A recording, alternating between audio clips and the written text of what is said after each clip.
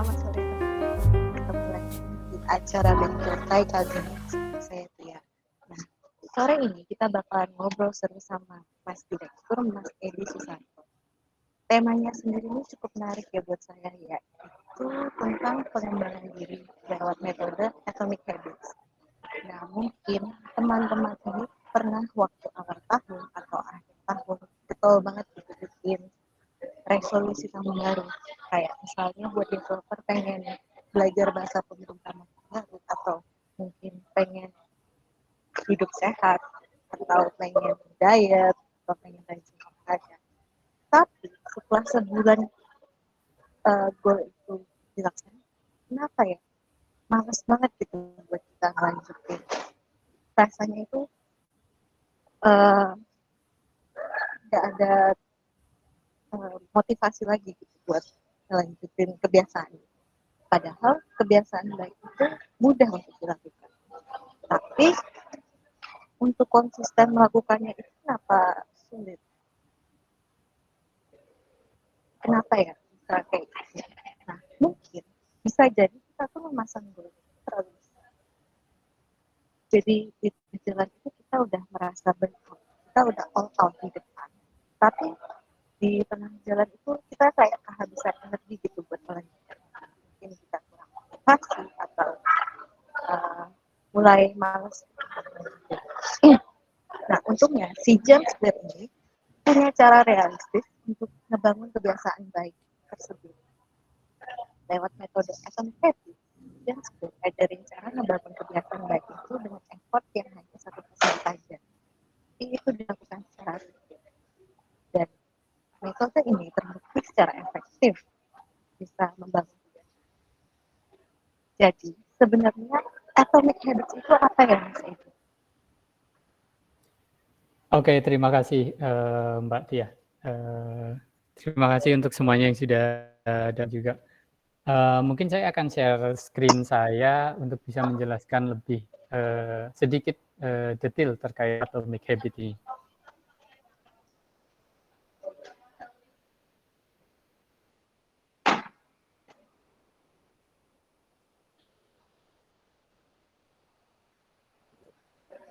Oke, tema hari ini adalah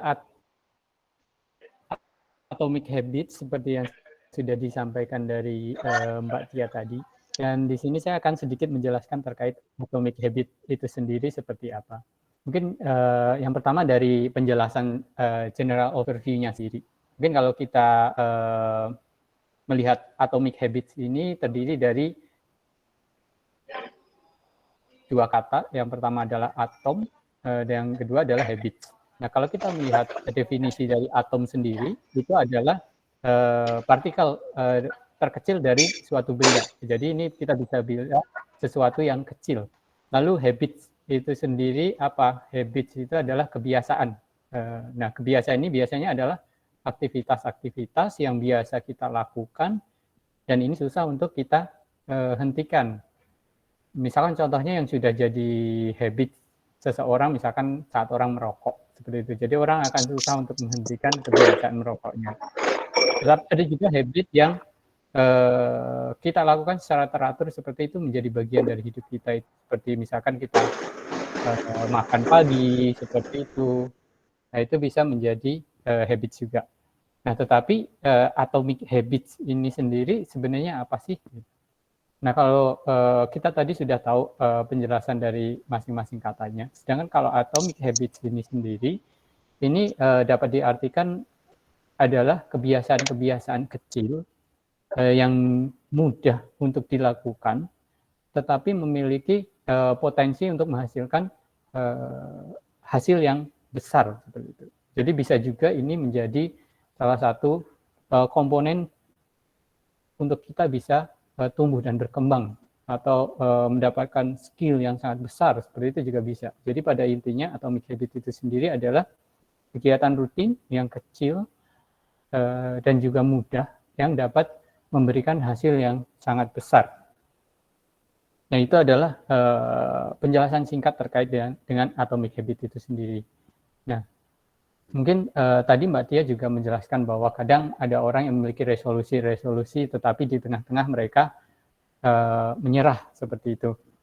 Nah, mungkin dapat dijelaskan juga dengan diagram ini sendiri. Kenapa orang ada yang menyerah di tengah-tengah sebelum mendapatkan hasilnya seperti itu. Nah, kita bisa lihat di bagian sebelah kiri ini, garis Y ini adalah hasil dari apa yang kita lakukan. Sedangkan garis X ini adalah waktu kita mengerjakan suatu hal tersebut. Nah, biasanya kita berpikiran bahwa kita semakin mengerjakan sesuatu semakin lama, maka hasilnya akan semakin terlihat seperti garis miring lurus miring ini. Jadi kita akan saat melakukan beberapa saat kita akan mendapatkan hasilnya, beberapa saat kita akan mendapatkan hasilnya seperti itu. Tapi pada kenyataannya tidak seperti itu. Apa yang kita lakukan itu ternyata garisnya tidak mengarah ke kanan atas seperti ini, seperti garis lurus ini, tetapi dia lebih melengkung agak ke bawah, baru nanti pada suatu saat dia akan ke atas. Nah, kebanyakan orang menyerah itu adalah di bagian ini, di bagian yang disebut dengan lembah keputusasaan. Dalam artian apabila kita berusaha, kita akan merasakan masa-masa di mana usaha itu tidak ada hasilnya. Tapi sebenarnya usaha itu sedang ditumpuk hasilnya, yang nantinya akan bisa langsung menjadi sangat besar untuk hasil tersebut.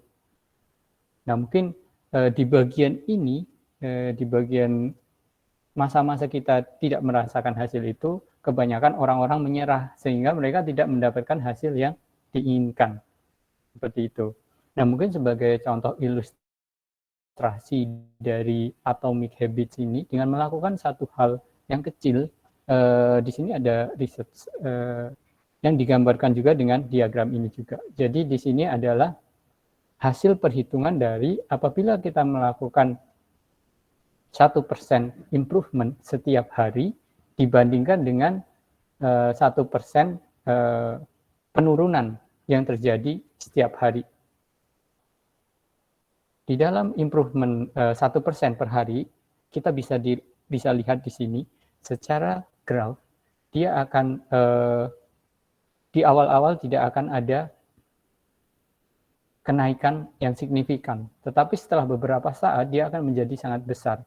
Nah, di sini kalau kita hitung, apabila kita melakukan 1% lebih baik tiap hari, maka dalam 1 tahun kita bisa menjadi lebih baik 37,78 atau sekitar 37 kali lipat.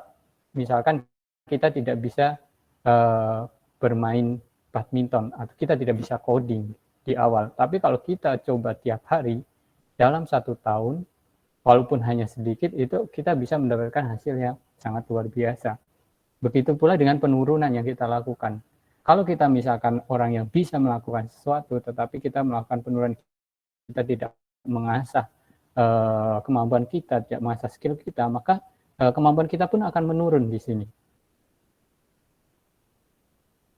Dan ini kalau dihitung 1% itu kita terjadi penurunan 1% per hari dalam 1 tahun, kita akan sama dengan 0. Dalam artian kita lama-lama tidak akan bisa melakukan hal tersebut. Seperti itu. Kalau kita sama sekali tidak ada peningkatan di pekerjaan kecil ini atau ini, dikatakan ada 2 pendekatan saat kita akan melakukan atau memulai hal baru atau memulai kebiasaan atomic habit ini. Pertama, di sini kita akan melihat 3 layer, yaitu identitas kita, proses, dan juga hasil.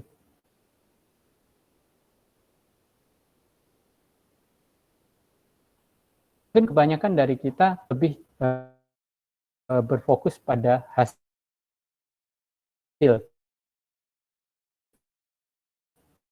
yang kita inginkan. Kebanyakan orang-orang akan dulu yang kita ganti. Misalkan kita adalah orang yang bangunnya selalu kesiangan. Kita harus merubah identitas kita terlebih dahulu bahwa saya adalah orang yang bangun pagi jam 5, seperti itu.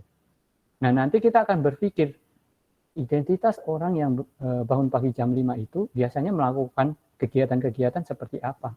Mungkin dia akan tidur lebih cepat, mungkin dia akan seperti apa, kayak gitu. Dia sebelum tidur akan melakukan olahraga atau seperti apa sehingga membuat tidurnya lebih nyenyak, dia bisa bangun lebih pagi dan sebagainya. Dengan merubah identitas itu kita akan bisa memulai berbagai macam habit yang kecil-kecil untuk mempersiapkan untuk membuat identitas itu terwujud yang nantinya akan mengarah ke prosesnya sendiri itu tadi, hal-hal yang kecil yang kita pikirkan yang kita lakukan setelah itu, dan pada akhirnya pun hasilnya pun akan terlihat secara sendirinya seperti itu.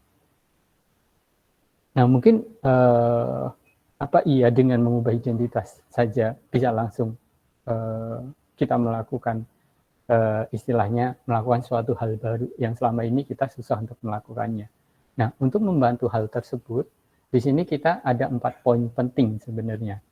Pertama adalah harus ada tanda-tanda atau kita harus membuatnya terlihat untuk kita. Misalkan kita ingin tiap pagi lari pagi.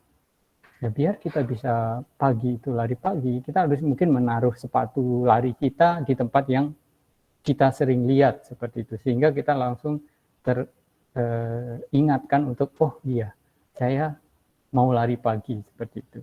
Dan juga membuatnya menarik istilahnya. Jadi itu membuat kita ingin melakukannya seperti itu. Nah, mungkin di saat lari kita tambahkan rute yang tempat yang kita ingin kunjungi tiap hari, apakah itu misalkan taman yang bagus atau seperti apa, sehingga itu bisa memotivasi kita lebih. Lalu setelah kita melihat misalkan sepatunya, terus kita membayangkan taman yang bagus, yang fresh, seperti itu, kita harus membuatnya menjadi mudah, seperti itu. Jadi mungkin pemilihan taman atau ini mungkin yang dekat-dekat saja. Jadi kita tidak perlu lari misalkan 10 kilo atau berapa kilo. Jadi cuma lari 100 meter. Kita bikin saja hal tersebut menjadi mudah gitu. Nah, selanjutnya yang terakhir adalah kita juga harus memberikan reward atas apa yang sudah kita kerjakan itu. Misalkan dari lari pagi itu kita memberikan reward, setelah lari pagi maka saya mereward diri saya misalkan dengan dapat minum jus kesukaan kita atau yang lainnya, memberi uang jajan kepada kita hari itu, seperti itu. Sehingga kita menjadi lebih mudah untuk bisa menerapkan atau memulai kebiasaan baru itu sendiri. Nah, ini adalah 4 poin yang penting untuk memulai kebiasaan baru tersebut. Nah, mungkin seperti itu Mbak Tia, secara general penjelasan dari Atomic Habit ini dan apa yang bisa membantu kita untuk memulai suatu hal baru itu. Dari penjelasan tadi cukup menarik ya, bahwa Atomic Habits ini fokus buat membangun kebiasaan baik dengan melakukan hal kecil sebesar 1% aja, tapi itu dilakukan secara rutin. Kalau dari sisi ini, bedanya Atomic Habits dengan metode lain yang sudah ada itu seperti apa ya, Mas? Apa sih selling point-nya dia atau kesannya dia yang membuat dia itu berbeda dengan metode-metode lainnya yang mungkin sudah ada gitu? Oke, terima kasih Mbak Tia. Mungkin kalau saya melihat dari apa yang saya pelajari dari buku Atomic Habit itu sendiri adalah, yang pertama adalah kebanyakan cara-cara lain itu mungkin berfokus pada result-nya. Dari result itu kita bikin planning-nya dan sebagainya. Lalu nantinya yang akan mempengaruhi diri kita sendiri. Tetapi di buku ini dijelaskan bahwa kita mulai dari diri kita sendiri, dari dalam diri kita sendiri, yaitu mengubah identitas kita. Ini hal yang sangat menarik menurut saya. Karena dari situ kita akan berpikiran, orang yang identitasnya seperti ini, maka apa yang akan dia lakukan? Jadi secara secara proses, kita pikirkan dulu identitasnya, lalu kita memilih aktivitas-aktivitas apa yang sesuai dengan identitas tersebut, yang nantinya hasilnya akan mengikutinya sendiri gitu. Dan juga tadi juga dijelaskan terkait dengan atomic habit ini, sesuatu yang mudah ini dapat dibantu dengan 4 poin yang sudah saya jelaskan tadi seperti itu. Mungkin seperti itu Mbak Tia perbedaannya dengan yang lainnya kalau menurut saya. Nah, terkait dengan merubah identitas, kemarin itu sempat baca artikel bahwa kalau misalnya ada orang yang ditawarin untuk padahal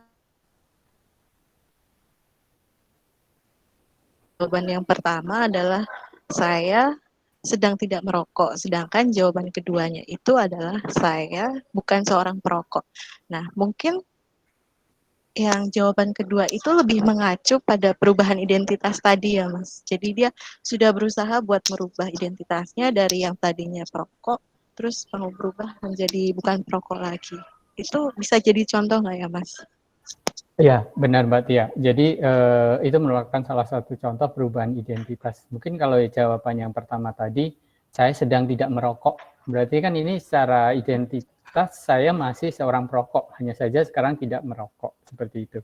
Sedangkan yang jawaban kedua itu adalah saya bukanlah seorang perokok. Berarti kan itu dalam artian yang mungkin awalnya dia merokok, tetapi dia sudah mengubah identitasnya menjadi bukan perokok. Jadi ini lebih efektif untuk memulai kebiasaan baru dalam hal tidak merokok. Seperti itu Mbak Tia.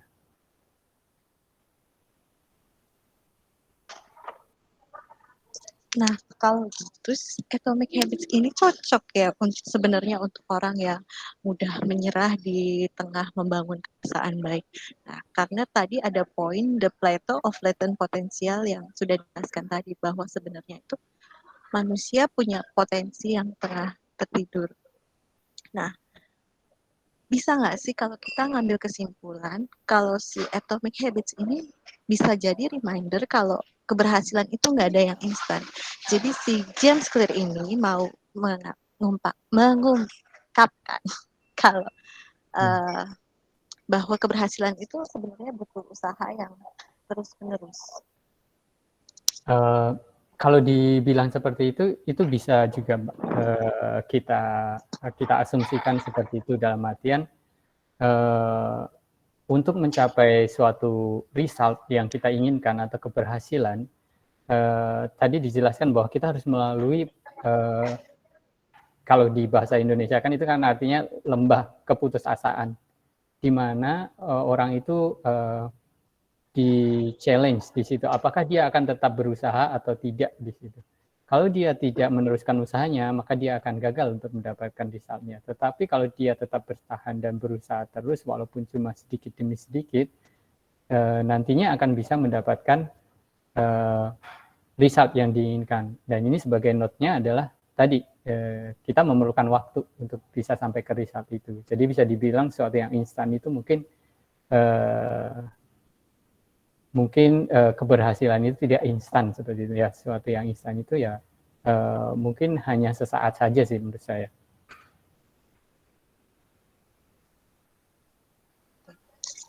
Nah, mungkin kalau teman lain ada pertanyaan juga bisa ditaruh di komen atau kalau mau tanya langsung juga bisa. Ya, mungkin ada yang mau sharing juga.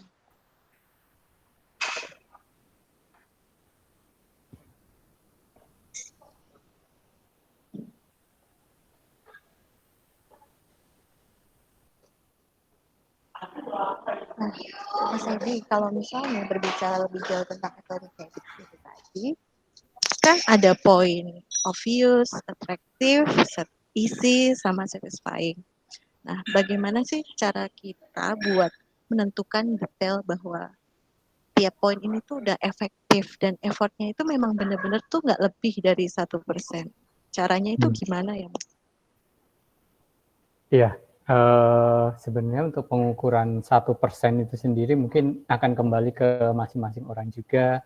dan itu mungkin juga susah untuk istilahnya apa ya, kita ukur ya Mbak Tia ya. Tapi yang mungkin yang bisa kita lakukan adalah pertama kita akan mencoba hal tersebut, lalu kita akan istilahnya mungkin evaluasi apakah hal tersebut terlalu membebani kita atau tidak. Gitu. Nah sebenarnya dalam hal ini lebih jauh itu ada yang namanya habit stuck seperti itu. Jadi kita untuk melakukan satu habit yang mungkin kita nilai terlalu berat, kita bisa memecahnya juga sebenarnya. Jadi dimulai dari hal yang kecil dulu, lalu di atasnya kita tambahkan habit selanjutnya seperti itu. Jadi kita mulai dari yang kecil, nanti kita tambahkan gitu. Kalau kita merasa habit itu terlalu berat untuk kita, nah kita harus bisa istilahnya membuat habit itu menjadi mudah buat kita untuk lakukan gitu. Jadi tidak terlalu membebani kita seperti itu, Mbak. Iya.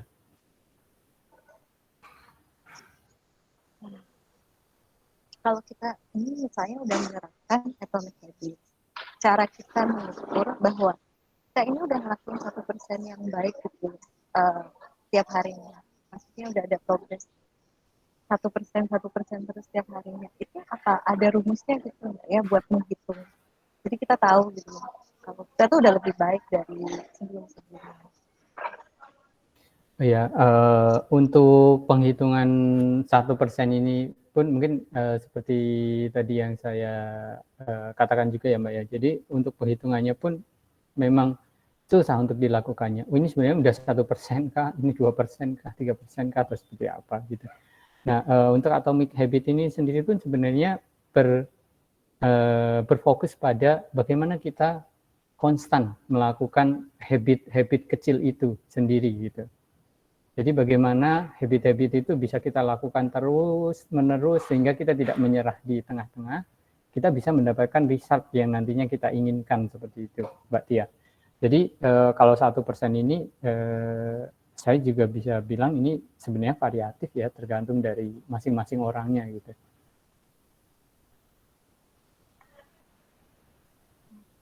Tapi kalau misalnya ada kebiasaan kecil, artinya apakah ada kebiasaan yang bersifat besar juga? Atau gimana secara kita tahu kalau misalnya ini tuh kebiasaan kecil, nah kalau yang ini tuh hitungannya masuk ke kebiasaan besar, ada nggak sih?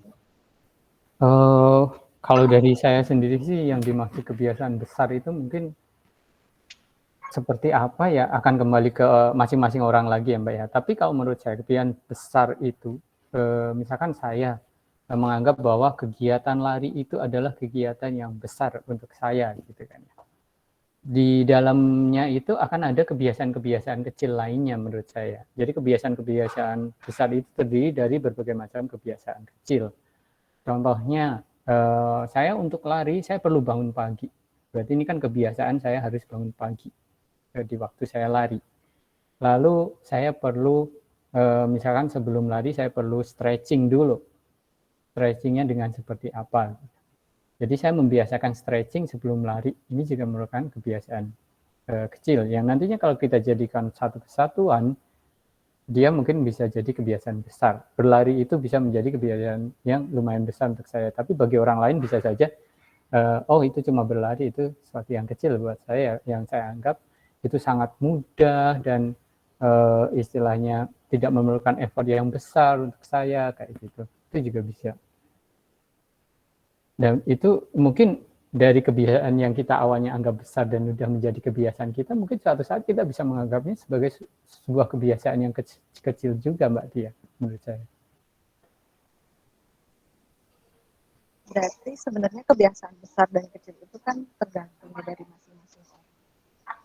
Kalau misalnya begitu, bagaimana sih kita tahu bahwa hal yang kita lakukan itu udah jadi kebiasaan? Apakah ada jangka waktu tertentu buat menentukan bahwa hal yang kita lakukan itu udah apa ya, udah menjadi kebiasaan, apa dalam jangka waktu 3 bulan kita konsisten, nah terus udah melakukan habit atau gimana ya? Oh ya, terkait dengan waktu berapa lama kita melakukan hal yang sama secara rutin, itu sebenarnya kalau secara research yang pernah dilakukan itu dapat dikatakan orang itu telah memiliki kebiasaan tersebut apabila orang tersebut sudah melakukannya secara rutin tanpa berhenti selama 2 bulan. Atau lebih tepatnya itu adalah 66 hari. Tetapi range-nya sendiri sebenarnya ada.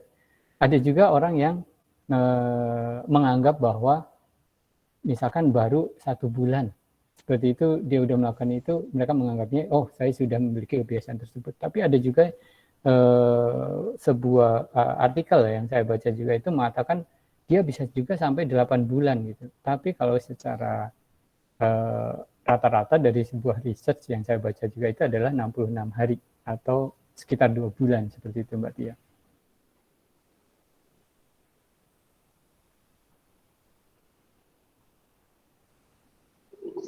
Nah, kalau Mas Edi sendiri mungkin bisa share nggak sih cerita atomic habit yang sudah Mas Edi terapin? Mungkin termasuk dalam point obvious, efektif, easy, atau satisfying, dan resultnya itu sendiri seperti apa?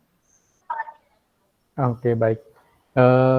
Mungkin kalau saya contohkan lagi mungkin terkait belajar bahasa Jepang mungkin ya Mbak Tia ya. Jadi kalau saya memasukkannya ke dalam poin-poin yang tadi kayak obvious, attractive, easy, sama result tadi, di bagian obvious-nya adalah pada waktu itu saya membeli buku lumayan banyak untuk buku bahasa Jepang dan saya taruh di meja yang sering saya lihat atau sering saya datangi. Sehingga tiap kali itu saya akan melihat buku bahasa Jepang seperti itu.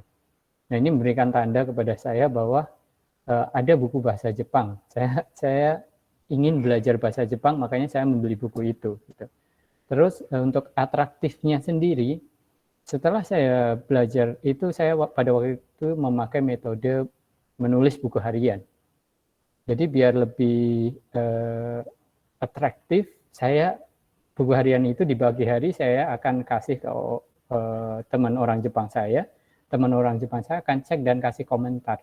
Sehingga di sore harinya saat dia kembalikan bukunya, saya akan merasa menunggu-nunggu apa sih komen yang akan dikasih orang Jepang ini kepada saya. Jadi ini membuatnya lebih atraktif. Lalu untuk easy-nya atau mudahnya, jadi dalam menulis buku harian dengan bahasa Jepang itu, saya tidak mewajibkan diri saya harus menulis 1 halaman full. Ada kalanya kalau saya memang susah untuk menulis, itu saya akan menulis 1 kalimat saja, seperti itu juga nggak masalah. Yang penting hari itu saya menulis buku harian. Ini yang saya biasakan, yang saya jadikan atomic habit itu sendiri. Sebagai hasilnya adalah dari belajar tersebut, saya bisa mengerti misalkan kosakata baru yang ditulis oleh teman saya yang mengoreksi saya, atau saya bisa mulai menggunakan frase-frase yang ada di dalam buku harian tersebut seperti itu. Nah ini saya bisa merasakan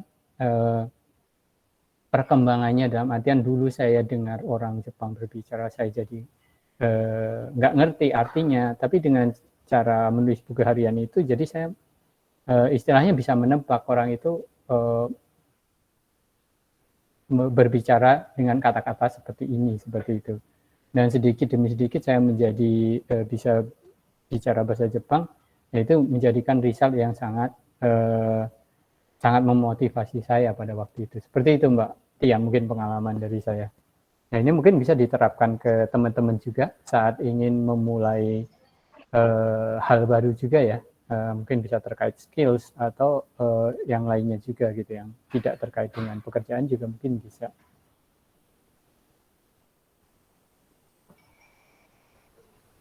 Kalau misalnya dikaitkan dengan hidup dalam dunia kerja gitu di pekerjaan.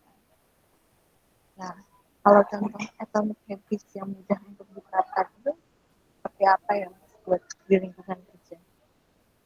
Oh ya, kalau di lingkungan kerja mungkin banyak sekali ya Mbak ya yang bisa kita lakukan.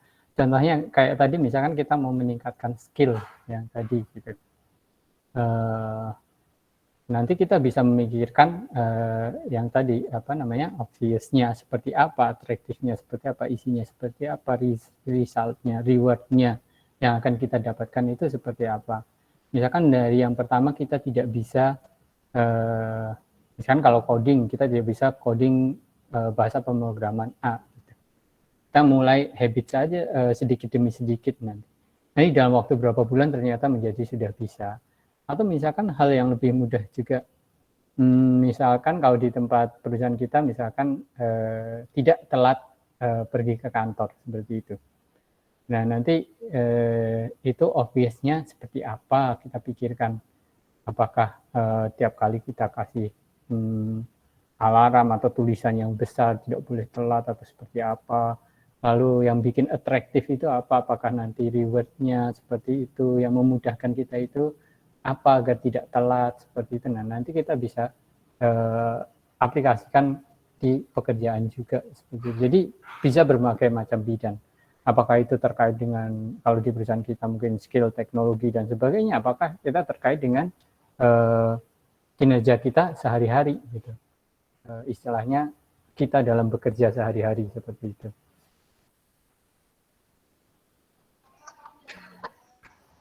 Nah, mau sharing sedikit sebenarnya.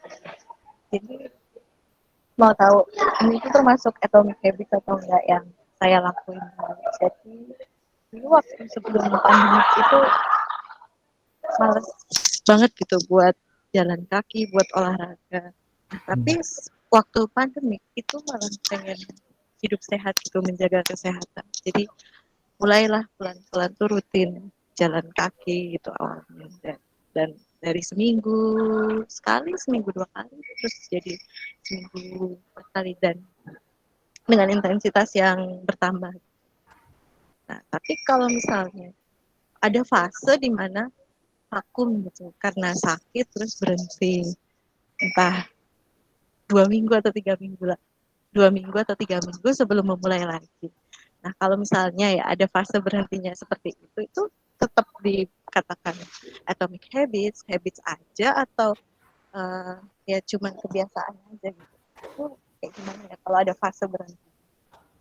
Oke, sebenarnya pada dasarnya hal-hal yang kita lakukan secara rutin itu kita bisa bilang itu adalah kebiasaan, seperti itu. Nah, kebiasaan-kebiasaan ini nanti yang akan menghasilkan result itu nanti bisa menjadi atomic habit. Nah, terkait dengan berhentinya suatu berhentinya suatu kebiasaan itu, mungkin dari yang saya sampaikan tadi, bahwa untuk menjadi suatu habit itu kita perlu melakukan sesuatu itu rutin sampai dengan 66 hari. Ada juga yang bilang 21 hari itu juga ada. Nah, kalau kita bisa clearkan ini dulu, nantinya itu karena kan tadi seperti yang saya infokan, untuk habit itu sendiri adalah sesuatu yang susah untuk kita hentikan. Nah, nanti kalau udah jadi kebiasaan itu akan terus-menerus kita lakukan. Walaupun kita ada berhentinya, tapi kita akan memulai lagi, dan kita lakukan terus gitu. Jadi kita tidak akan berhenti di situ. Nah, itu menurut saya bisa dibilang sebagai suatu kebiasaan, Mbak Tia. Tetapi ada juga buku yang menyebutkan bahwa untuk bisa mencapai tahap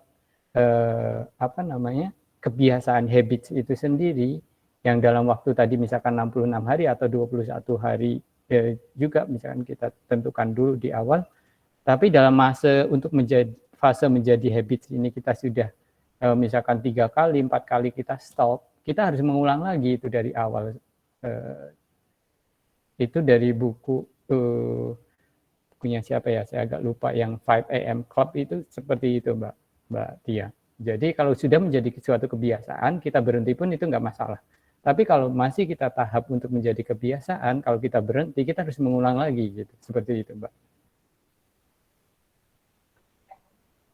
Nah, mungkin teman-teman ada yang merasa relate gitu dengan atomic habits, kayak mungkin mengalami sendiri atau mungkin lagi di tengah-tengah usaha buat membangun kebiasaan baik itu. Mungkin ada yang mau sharing?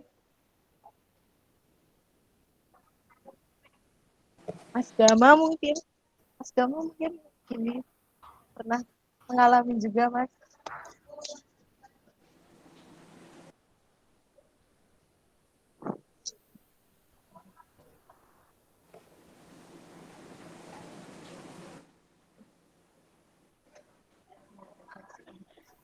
Mbak Tia.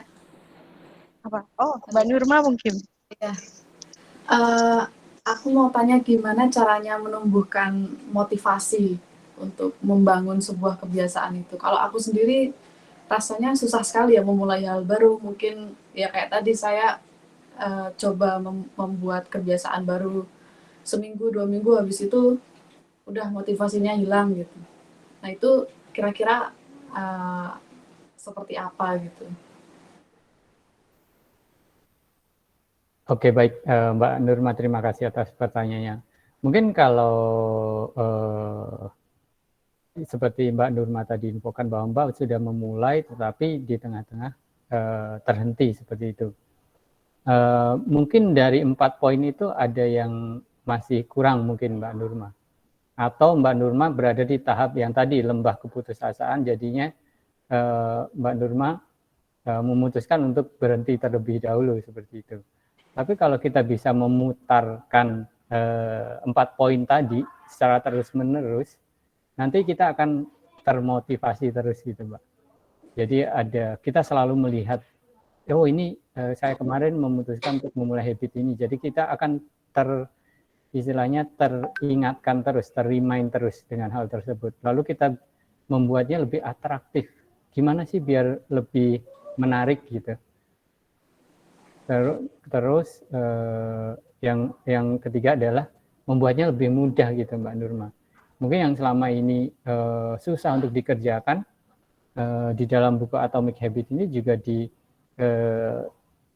sharing bahwa kita bisa membuat sesuatu itu jadi 2 menit saja untuk melakukannya. Membuatnya lebih mudah itu dengan menjadikannya, membagi-baginya itu menjadi 2 menit kebiasaan, 2 menit kebiasaan, 2 menit kebiasaan seperti itu.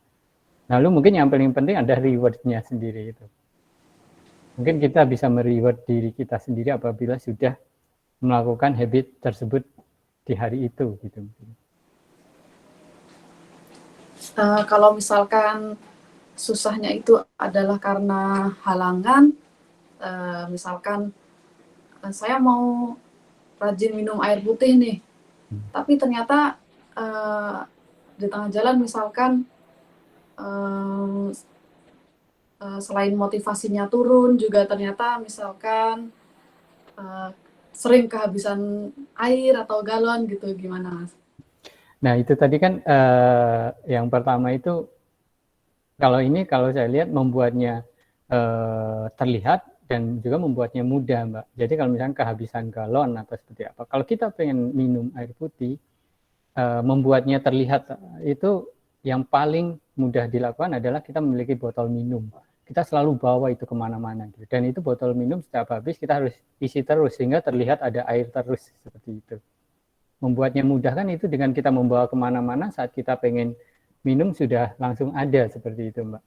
Jadi misalkan kalau selama ini Mbak Nurma minumnya dari galon, tiap kali harus ngambil gelas dulu, terus ke dispenser dulu, nuang dulu seperti itu. Ini kan ada beberapa step-step seperti itu ya. Jadi kita coba hilangkan step-step itu, kita bikin lebih mudah gitu. Jadi misalkan di meja Mbak sudah disiapkan botol minum gitu yang udah ada. Dan itu botol minum itu misalkan yang agak besar seperti itu. Jadi tiap kali minum bisa, nanti masih ada sisa lagi, nggak perlu tiap kali ngambil ke dispenser seperti itu. Atau bisa juga membuatnya lebih mudah, itu dispensernya dideketin ke kita seperti itu. Nah itu juga semakin terlihat tuh dispensernya. Oh dispensernya di sini terus nih gitu. Ya mungkin halangan-halangan itu kita minimalisir seperti itu sih Mbak, untuk bisa menjadikannya lebih mudah dan terlihat gitu. Ya, terima kasih Mas Edi. Ya sama-sama Mbak. Kalau mau nambahin Mbak, aku juga pernah kan kayak gitu. Jadi ada aplikasinya Mbak buat ngeset alarm gitu, buat jadwal minum. Dulu pernah pakai soalnya. Jadi ada jadwalnya jam segini, terus berapa liter yang udah diminum. Jadi tahu jam segini tuh jadwalnya minum sama udah berapa liter yang diminum itu jadi tahu. Aku pernah cari sih Mbak kayak gitu pakai alarm sih. Kan dulu pakai apa? Iya itu ada.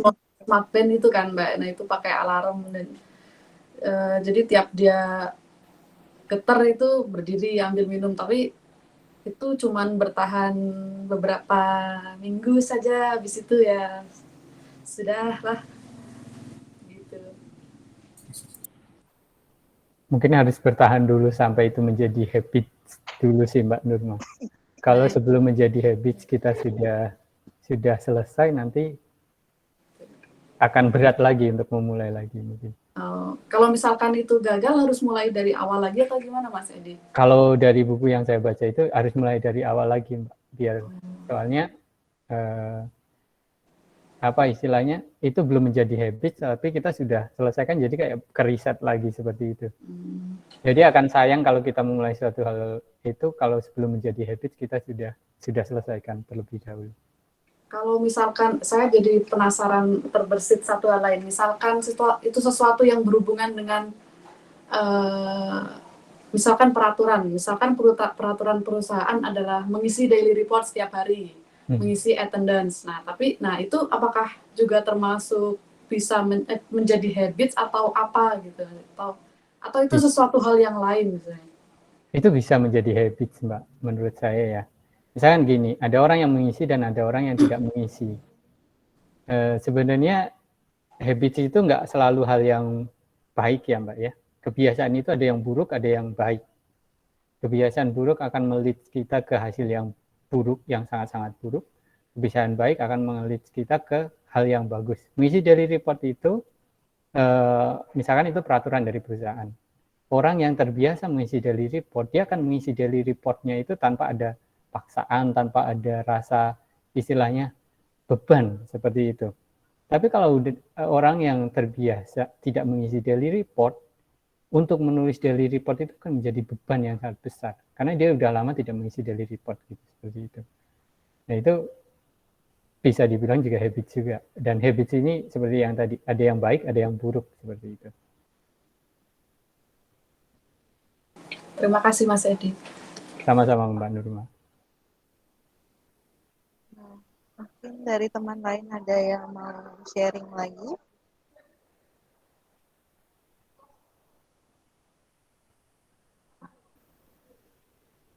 Karena kebetulan udah mau jam 6 juga, jadi sekian dulu obrolan tentang Atomic Habits.